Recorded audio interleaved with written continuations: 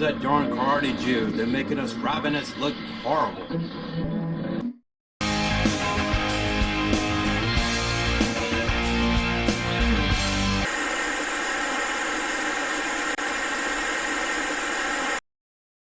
Shalom! Welcome to another exciting edition of Torah Watchman Show LLC, hosted by none other than your humble karate servant, Reb Yair ben-Emmett. I hope everyone's been well. We're full of shalom of any of those people in the cold and flu season, getting, at least in the United States and Northern Hemisphere, COVID variants and things of that nature. The World Health Organization, notifying everyone to be ready, be safety. I don't know if you trust in vaccines or not. As a veteran, I had more vaccines. I had more needles in me like a porcupine. Anyway, I hope everyone's been well. I missed you so much. Yes. All my love to all the B'nai Noach around the world. Jews would not be Jews today without our fellow Noahide brothers and sisters.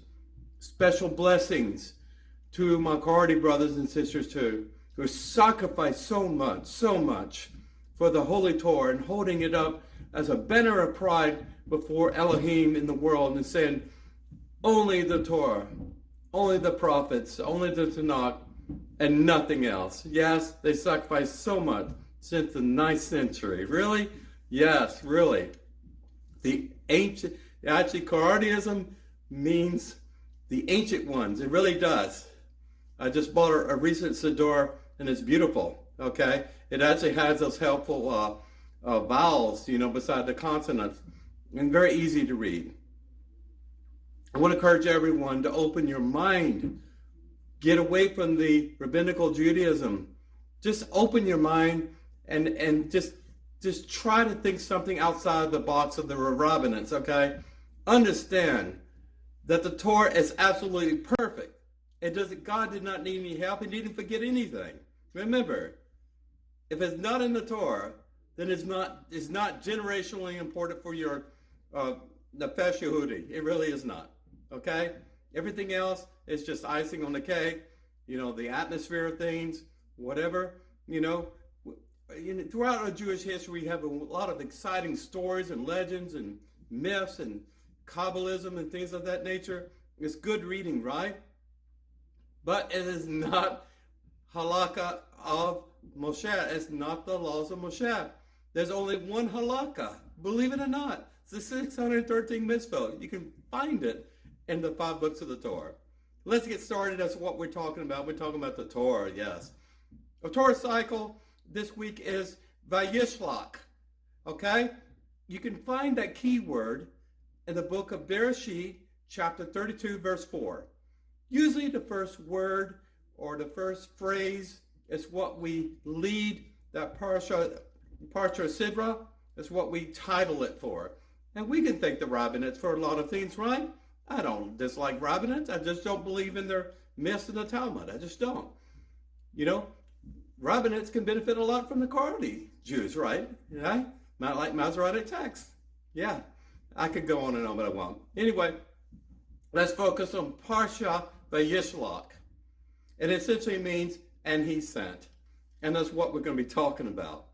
So a brief synopsis here is that, remember the last Parsha, Laban was giving Yaakov so much trouble in the land of Haran, the land of the ancestors of Abraham and Isaac. Yaakov went there to find his bride, the perfect bride, but he ended up getting married to 2 people. How would they like to have 2 wives? And he wasn't a Mormon either. It was not his intent to marry 2 women.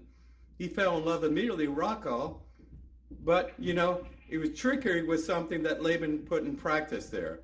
He wanted to marry off Leah first because she's just, I don't know, you use speculation in the Torah here. Maybe she just wasn't shapely enough. They say something about she had weak eyes and things.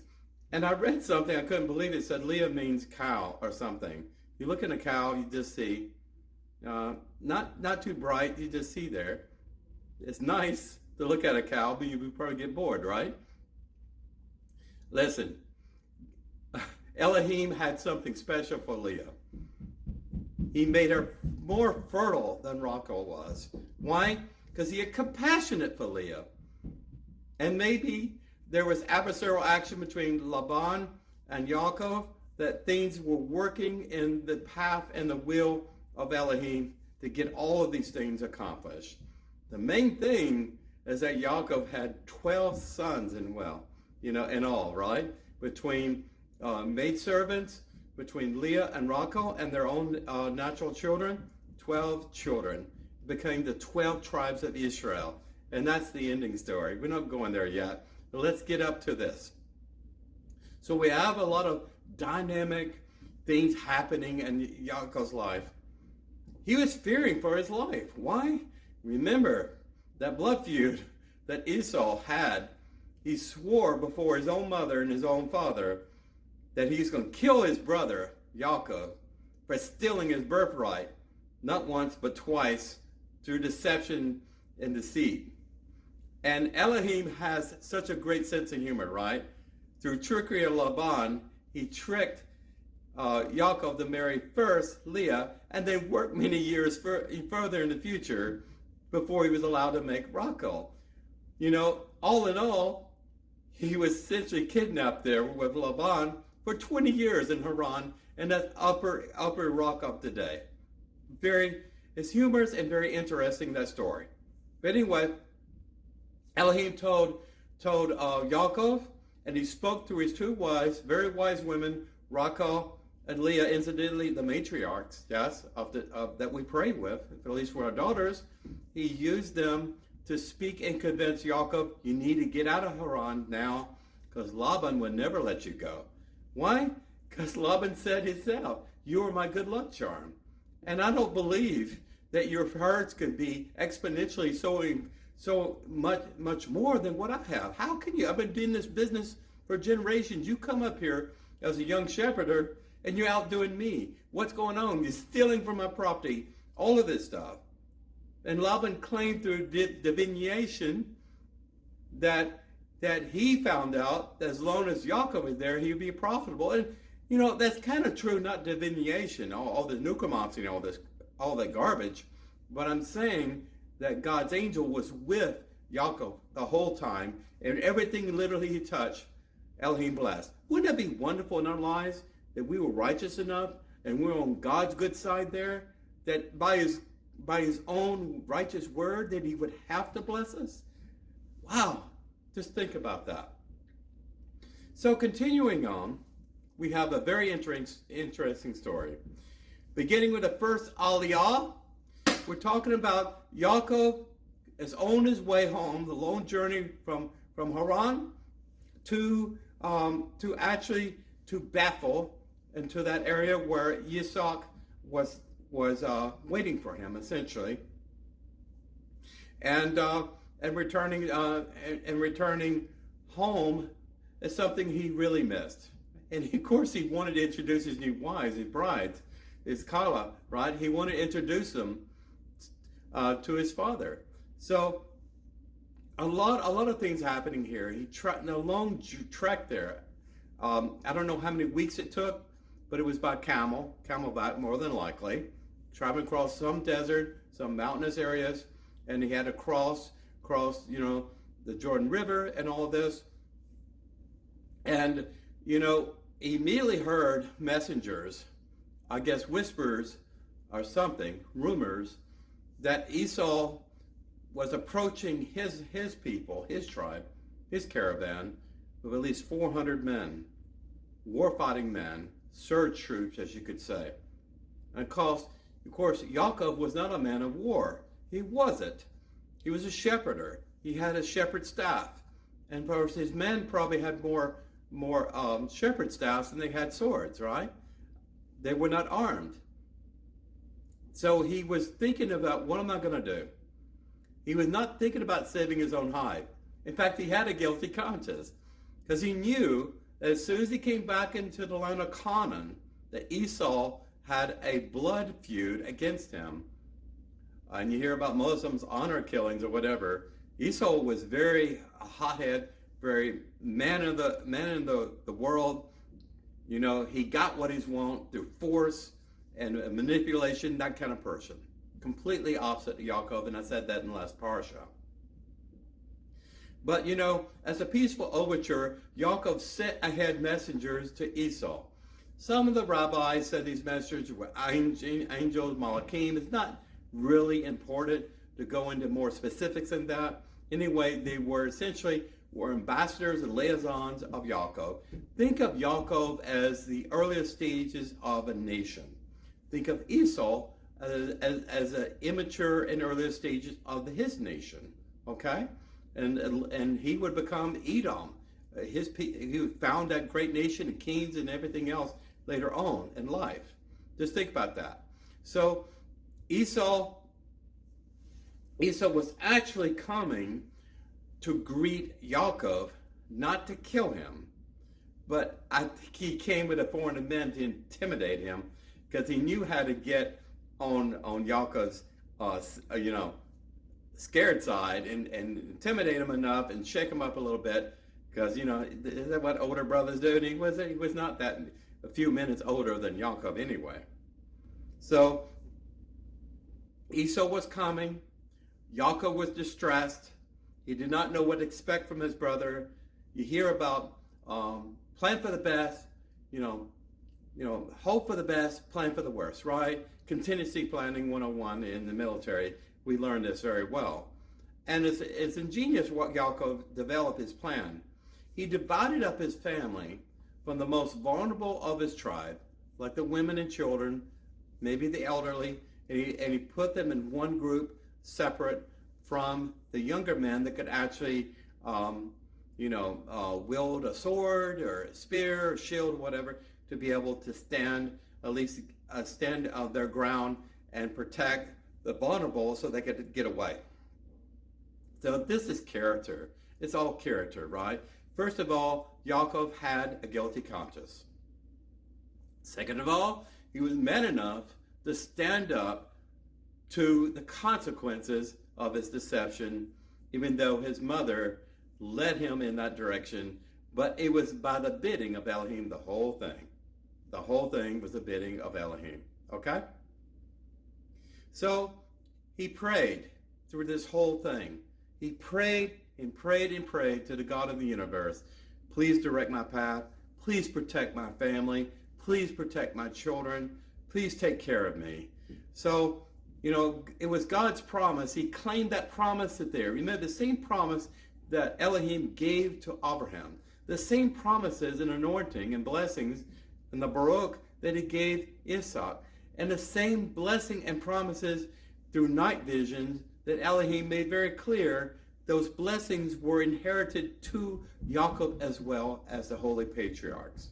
In the second aliyah, an attempt to pacify Esau, because this was a gamble. It really was. He didn't know what to expect from his brother.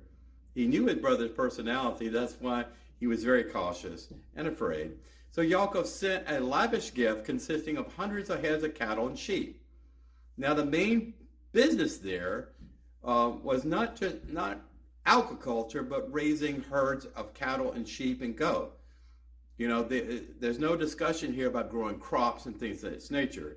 So, selling heads of cattle, beef cattle, whatever you want to say there, that was how they made their money and how they made their fortune. I said Laban became a very wealthy person in addition to selling idols and things of this nature. Anyway, not germane. So he sent increments of gifts and one herd at a time, and he waited. He sent them ahead of him, of course, and I believe he was setting his tent and just looking over the horizon. I don't know about the hills or mountains ahead that he was looking, but so he is probably on a higher plane looking down in the valley so he could see Esau's armies approaching. At least that's what I would do, okay? So after all this was happening, he was just feverish, with worrying. You know how we worry about things we have no control of? We have to have faith in Elohim, but Yaakov is just as human as we are. So in the night, he had a struggle. And it says in the Torah, with a man. Why does it say with a man? Because there's physicality here. Okay? So he went to sleep. And then it says in the commentary, the Midrash, and I will go ahead and say it, that Esau's archangel was the adversarial angel, Malachim, that actually attacked or wrestled with Yaakov. This is the most famous wrestling match in the universe. It really was. And it's very epic, and there's a lot of wonderful paintings. I'm going to show you some about this. Okay? So this angel, this Malachim, wrestled with him all night and was communicating with him and Yaakov in a way, and Yaakov did not want to let go. Now, I think Yaakov knew there was not any ordinary man, even though he had Herculean strength almost. But I think Yaakov was pretty strong himself, and they were coupled together and tangled together. You see wrestlers, putting your arm around someone's head and your legs wrapped around. I did a little bit in high school, not Jermaine, but you can imagine this going on all night. And then he said, the Malachim said, "You must let me go now." Why? Because it was almost dawn of the new day. And the last thing the Malachim wanted is to give up its identity. Remember, Malachim are messengers of God and nothing else. They are assigned tasks, and they do those tasks, and they're doing well without thinking too much. They just follow the command as a soldier would, okay? And the Malachim, the angels, the last thing they want to do is to bring too much attention to himself. But no, Elohim was testing the resolve of Yaakov and is building up character within him. Not just physical character, not physical prowess, but spirituality within him to make him a strong man of God, because he would be the master patriarch that would spawn the 12 tribes of Israel, okay, and to carry out those blessings. So, the battle was continuing. You know how twilight is. You see just how the horizon in the east is beginning to light, and then the Malachim touched Yaakov's thigh in a certain way that caused pain. It probably damaged a tendon or something like that, and then Yaakov could not hold the angel quite as tightly as he did before. And I don't know where he got the strength to do this. This was not a night vision, even though this Malachim woke him up out of his sleep and did this, But anyway, there was communication here. And Yaakov said, "You hurt me, but I will not let you go until you tell me your name." Well, the Malachim did not tell Yaakov his name because that's not important. We don't worship angels, right? We don't, even though some people do. But what he said is, because you have won the day, because you have wrestled with a messenger of God, your name is no longer Yaakov, it is Israel. Isn't that wonderful? How you overcome adversity in your life, and God gives you a new name. Abraham's name was changed, and Sarai's name was changed too, for the same reason, the same mitzvahs, right? To this day, when the Malachim disappeared as quickly as he came, and then Yaakov found himself limping. He had a limp from that time on, is what it says in the Torah. But the Malachim blessed Yaakov and telling him that God will always be with him. And having a name like Israel means it was a new person. He actually, like in a cocoon, you see a butterfly developing inside. You don't know what to expect when an ugly caterpillar crawls in there. I look at it in the same way. There was a metamorphosis happening here. And then that land became holy. That became holy to Yaakov. In fact, the rock he was laying on, he built a small little monument and Newell to signify what happened there. It was holy ground. Okay? So in the third hour, the Torah informs us, it says the Torah informs us, but actually the rabbinates mean the Talmud inform us, about the sciatic nerve that kosher animals, by tradition, by Orthodox tradition at least, you go to a meat market, kosher meat market, and you see all these different cuts of a cow. Well, the whole hind section there is not considered kosher. Why? Because this is where the sciatic nerve is.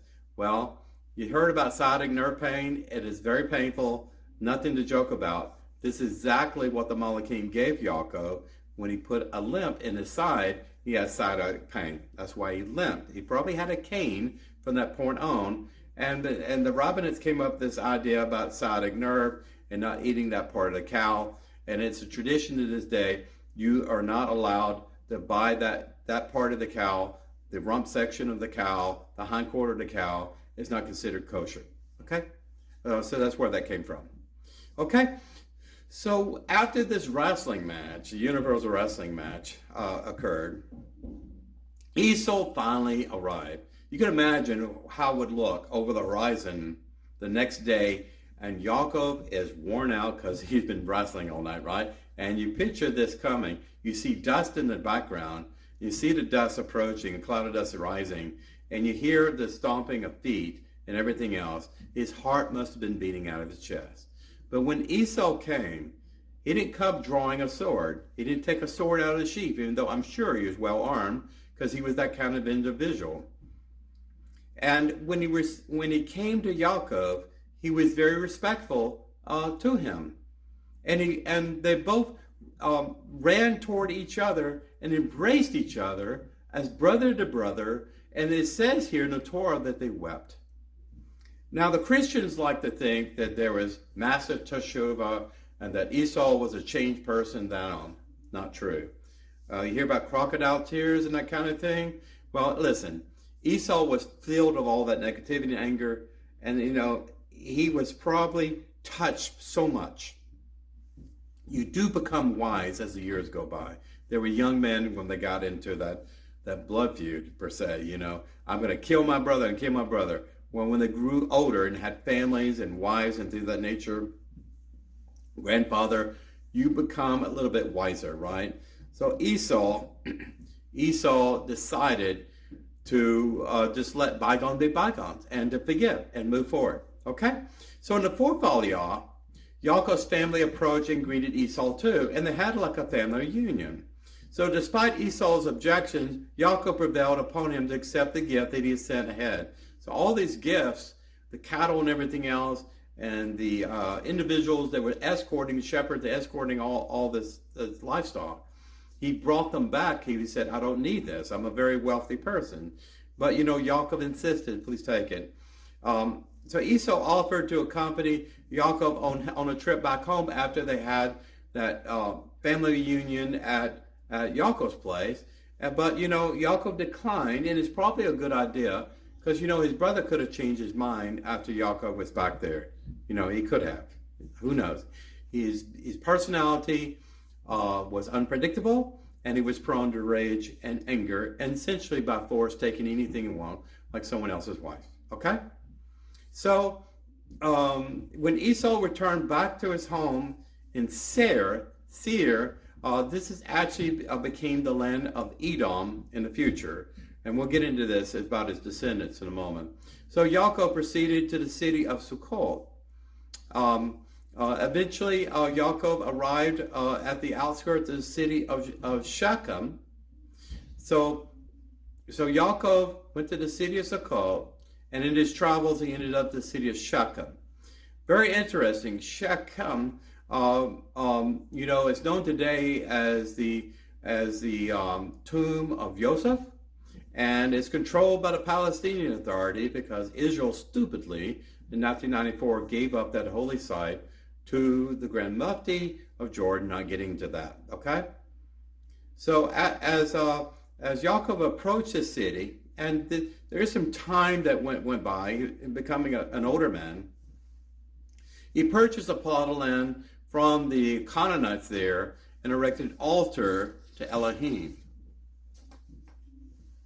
So in the fifth aliyah, a scandalous story happened, okay? This is why these stories in Torah are believable, because Jews tell the truth, essentially. Most Jews tell the truth. Sometimes we're brutally honest, but we're careful not to hurt people's feelings, Lashon Hara and all that stuff.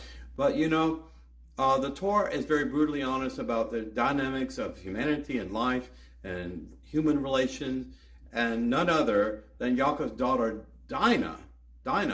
She ventured out of the city of Shechem, or out of the tribal encampment of Yaakov, and when she encountered the crown prince of the city there, a Canaanite chieftain essentially, he abducted her, and it says in the Torah he violated her. In other words, he raped her, and she was a virgin woman, a young virgin woman. This individual supposedly was infatuated with her. It says infatuation. I think that's lust. I don't. Maybe later on he talked himself into thinking that he loved him. He told his father that he loved this woman. But what happened was very tragic. I'm gonna continue on to tell a story. So Dinah was kidnapped and taken away. Okay, Yaakov's sons found out about this. They're enraged about their sister. Okay, obviously, they were enraged about this. And Yaakov had warned them about intermingling with the Canaanites. Esau had no problem marrying daughters of the Canaanites. He had no problem with that. But Yaakov said, I didn't want anything to do with these Canaanite people. I mean, I trade with them, but I definitely don't want to have personal relationships with these people and marry off my sons to these Canaanites, because they were considered pagan and unclean. So there was a proposition that was made to retrieve from the Shechemites, as they call it, the people of Shechem, the greater city. There was only one plot of land big enough for Yaakov's herds, per se, and his people to live, probably in the outskirts of that city. So there was, long story short, Simeon and Levi are the ones, the jealous brothers, that decided upon themselves to go and rescue Dinah. Okay? So they developed the plan. Okay? And it's actually quite ingenious. So what it was is that they pretended that they agreed with this marriage proposal. Okay? So this crown prince of Shechem intended to marry the young virgin woman that he raped and kidnapped and took away essentially from her father and brothers. Think about that. Now, Levi, of course, became the priestly tribe, right? Simeon was a very passionate kind of person, reacted, and instead of being proactive, reacted to crisis situations different than other people, very passionate about things. So the plan was to liberate Dinah through the practice of circumcision. What am I talking about? Well, as you know, that since Abraham, all of his progeny, his descendants, the men were circumcised, babies were circumcised at the 8th day. The Canaanites did not adopt this practice. They didn't know about it, totally ignorant of it. And he said the only way that we will agree, and my father will agree and honor this marriage, because this crown of Shechem didn't want to go war with Yaakov's sons. They didn't want that. He just wanted the girl, okay? And he wanted a blessing. He just wanted acknowledgement that she was his property. I think that's the best way to put it. So he said the only way we would allow this, my father would allow this, is that all your people, when I say all your people, I mean all the people. The crown prince of Shechem, the Shechemites, his father, all the people there, all the men were circumcised. And that's a painful thing, especially when you're my age, but that's what the story is, that everyone agreed to be circumcised. Why? Because the governor of Shechem, essentially, maybe you could say king, his crown prince, his son, he wanted to give his son what he wanted, okay? And this is what his tribute was, and he agreed to this.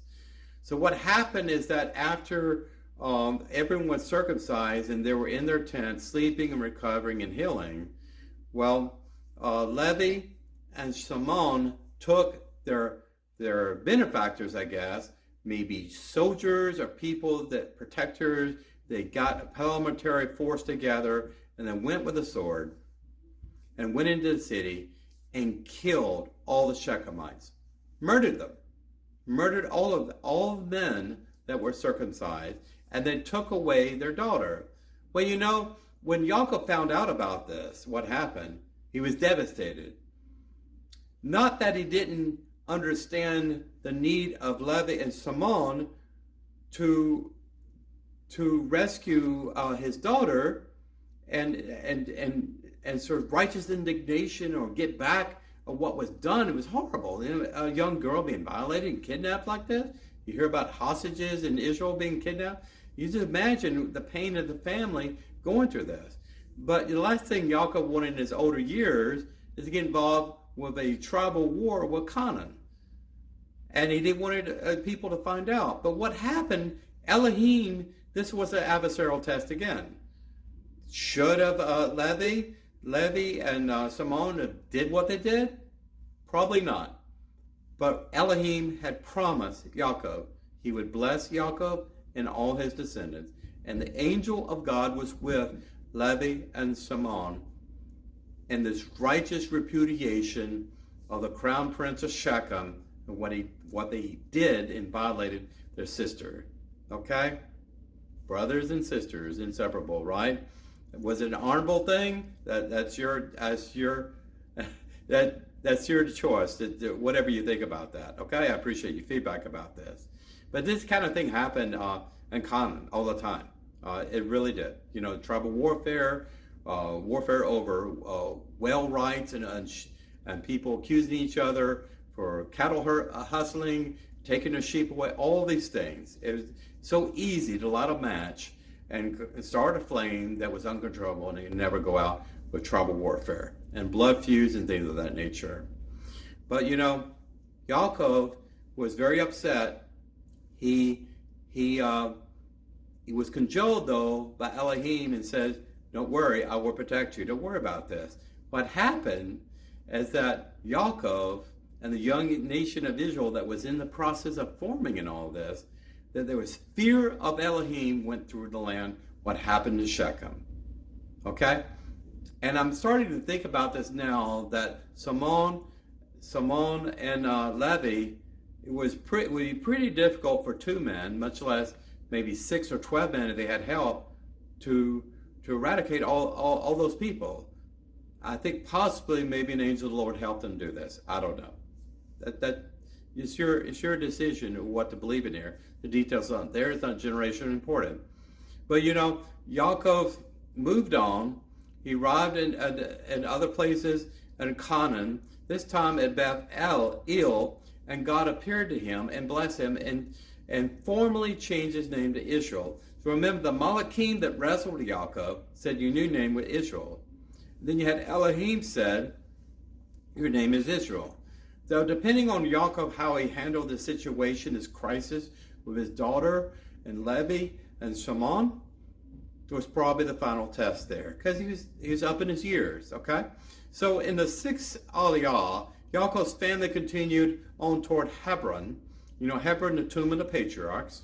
While en route, Rachel, Yaakov's beloved wife, she suddenly passed away, giving birth to their second son, Ben-Emmett. Remember, the first son was Joseph. Now, you understand, Rachel, even though there was a good marital relationships and fidelity and everything else between Yaakov and Leah and Rachel was his favorite. And, you know, unfortunately, just the way it was at the time, you didn't have birth mothers, you didn't have surrogate mothers, you had concubines that actually served as fertility services, per se, when a woman grows older and is not fertile anymore, and that's how they accommodated having additional children through Yaakov. Well, what happened is that in late pregnancy, Rachel, you know, she went through most of her life not having any children, and I would imagine she's probably up in her upper 30s when she had Ben-Emmett, and the pregnancy was very difficult, and she died shortly after giving birth to Ben-Emmett. I would like to think that she laid eyes upon Ben-Emmett. You could say this woman here essentially gave her life for her son Ben-Emmett, for him to be born. And I want to touch a little bit on this, on the abortion argument there, about how important human life is from the moment it's conceived to the gestation of a fetus and to the moment that a child takes his first breath. Now, Rachel, could have prayed against this pregnancy. And the midwife, I'm sure, advised her, if you go through this pregnancy, you'll probably die. Okay, maybe having Joseph was a sign that she should not have another child. But God willed it to happen exactly this way. And Benjamin, his eyes reminded Yaakov so much of Rachel. Okay, and the eyes of Leah and the eyes of Rachel. This is how Yaakov fell in love with Rachel in the first place. What's interesting, on his trip to Hebron, he did not make it to Hebron, to the tomb of the patriarchs and matriarchs, to bury his wife. So on that journey, guess what? He came to Bethlehem. At least that's what the city was named later on. That spot along the side of the road, he buried her right there, because a body it stays in state for a while, quickly decomposes in the summer. He didn't want to risk anything. He buried her there, and he named that area Bethlehem. There's a tomb of Rachel there, and again, this is another Jewish holy site that in 1994, Israel's government stupidly gave away to Grand Mufti. Why? For peace treaty with Jordan. Okay? That's just a little bit of historical information there. Okay?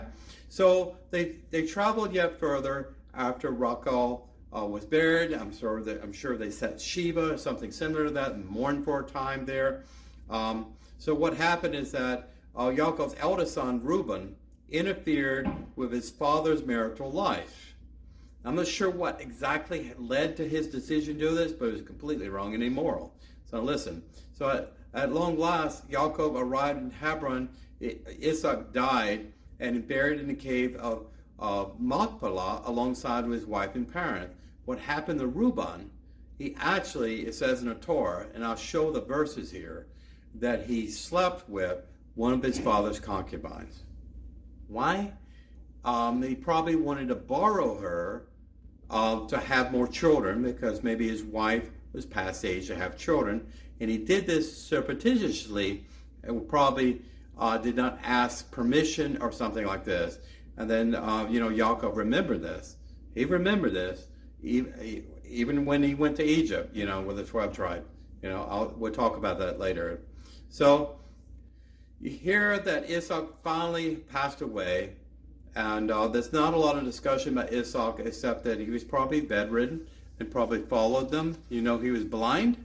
The Torah now lists the wives and descendants of Esau who left Canaan and settled in the land of Seir, which is later known as Edom in that area, which eventually became Babylonia. Okay, believe it or not.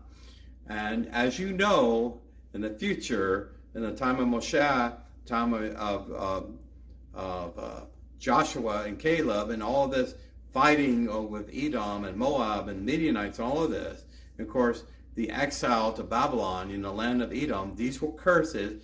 And isn't that what Elohim said? Through the blessing that Esau gave, whatever he had left to Esau, because he gave the bulk of his blessing to Yaakov through deceit, he said, you will be under your brother for a time, but in the future, you will get back at him, essentially. So I'm not going to give you all the names and everything else, but it's very generationally important because it's mentioned in the last part of the Seven Aliyah. The enumerates the princesses of the original Sirite natives as well as the monarchs of that land and descendants from Esau. So there were, of course, Canaanites in that land, in that area. This is where Esau decided to make his home and build his nation. And since he married probably a dozen different women, he had many, many children with them. And that led to some of the great tribal kings and entities there that were ruling parties in that area of the world during that time. I hope you enjoyed this parsha. We learned a lot of things here. We learned that Yaakov is just as human as we are. He has problems in life. He gets afraid, even though he has supernatural help from God and his angels. But, he had the faith and had the character to depend upon God and not react in a way that will cause more harm to his family. It was commendable what he did in dividing up his family to save them from the unknown threat, security threat from Esau and his 400 men that was marching, supposedly to slay all of them dead. I mean, Yaakov said, I probably deserve this. And when he humbled himself that low, that's when the angels of God motivate Esau. And maybe, if it's true, if an archangel from Esau wrestled with Yaakov, maybe an archangel of Yaakov wrestled with Esau and convinced him to turn around his anger to a sweet blessing that would produce tears of joy when you see your brother after so many years of separation. Okay? Well, this is Rev.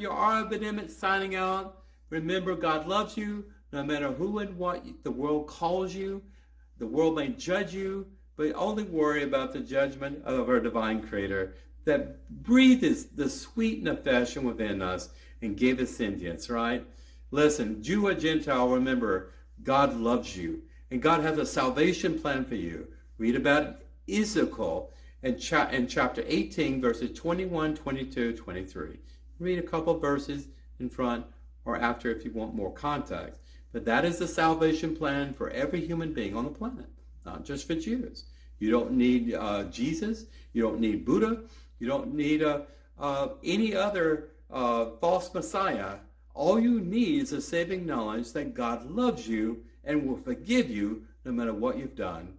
If you did like what Esau did, humbled himself before his brother and cried and said, I love you, brother. I missed you. Don't worry, nothing will happen today.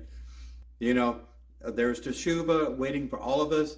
It's up to us to let go of that bad imagery we have of our parent or a sibling or someone who treated us horribly. That is not how you should perceive Elohim, our God. He loves us so much. He loves all the nations of the world. There's so much evil in the world today. God does not want anyone to be damned. He does not want anyone to be destroyed. It says that in Ezekiel chapter 18, verses 21, 23. It really does, Anyway, take care of yourself. Shalom Aleichem. Remember, share the knowledge of love and truth and wisdom and everything else of this message. Wherever you go, let people know that God has a message in the Torah for them that applies to them. I promise you, there are angry brothers out there. There are brothers that have not talked to each other for years. I have not talked to my baby brother for years either, not because I don't want to, because he refuses to talk to me. Why? Because I'm chosen, the inward Jew. He has the same ancestry of him, but he refuses to acknowledge it. To each their own. It's what it is. Take care. Rabbi Ben-Emmett signing out until the next time. God bless you. Pray for the Shalom Jerusalem. Pray for the mighty Aliyah to defend the Jew. I hope there's peace in Israel. And I hope that the United States of America, the land I love and born in and fought for in the military, I hope they wise up and knowing that if you curse Israel, God will curse you. It's that simple. Take care.